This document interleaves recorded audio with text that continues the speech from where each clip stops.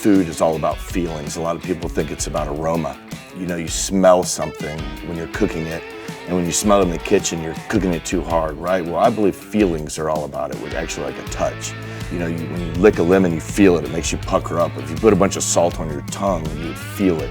You want to add as many feelings to the food as you can without making any of them too much.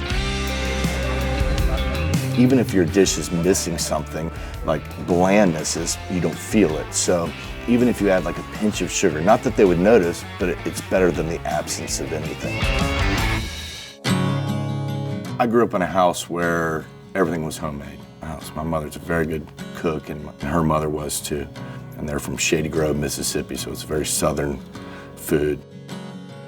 I learned at a very early age what the difference between good food was and bad food is. My philosophy on cooking was, you know, if it doesn't taste good, then don't do it, right? Pretty simple.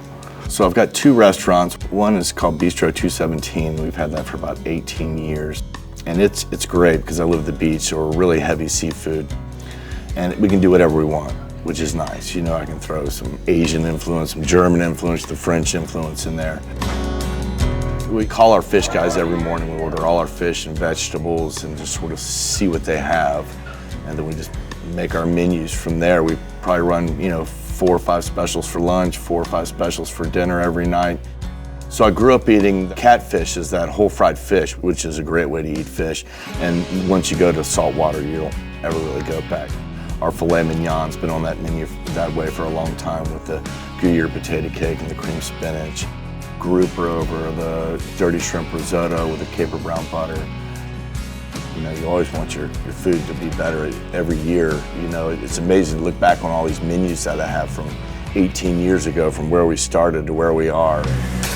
You know, it's one of the prettiest places I've ever lived. It's beautiful, from all the Spanish moss and the trees. So you can have the big kind of city life and all those fun things to do, and you can get out there and not be around anybody if you want.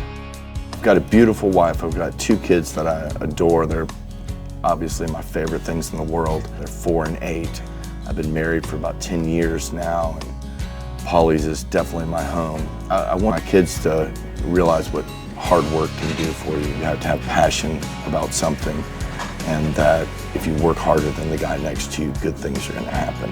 It's a crazy world out there, and you want your kids to grow up, and that's the only thing you care about is making your kids happy and for them to be happy and be successful. You try to balance the restaurant business with your family is a tough one. You know, you want to spend as much time with your kids as you can because time flies, man.